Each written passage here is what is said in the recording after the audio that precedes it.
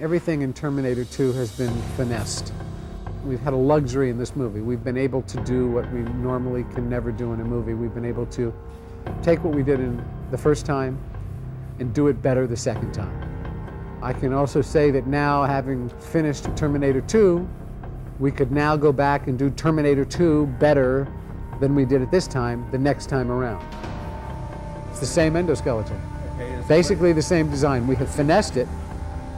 You as an audience will not see the differences, but it's much more technically advanced than the endoskeleton in the first movie. It's actually artistically advanced beyond the endoskeleton in the first movie. But these things are subtleties that only we as the artists and technicians will see. Hopefully from an audience standpoint, you'll be seeing just more, but more character, because they can do more. There's more life to these endoskeletons, but they are basically the same endoskeleton. We tried to recreate life, and it's impossible. There's nothing that we can do that will actually duplicate living things. We can come close, but we can't do it exactly. And that's what our job is. We are duplicating life. We are duplicating Arnold. We are recreating, we're giving robotic life to things. We are making animatronic duplications of living things.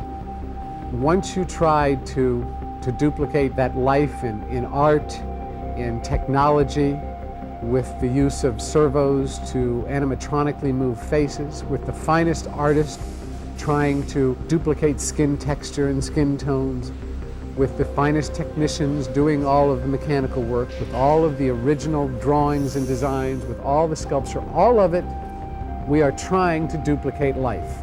It's going to be better this time than it was before. It's going to be seamless, hopefully, to the viewer.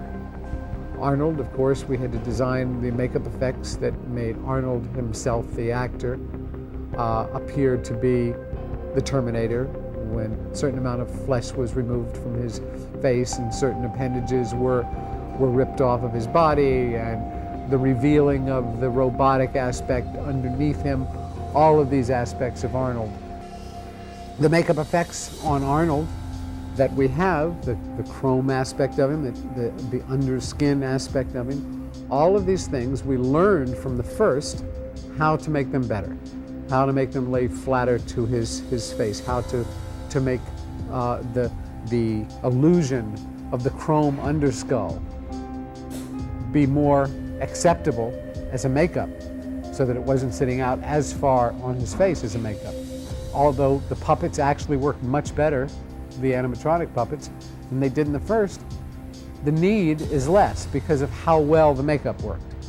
And because of that, Jim was able to use Arnold in the makeup much more extensively than in the first movie.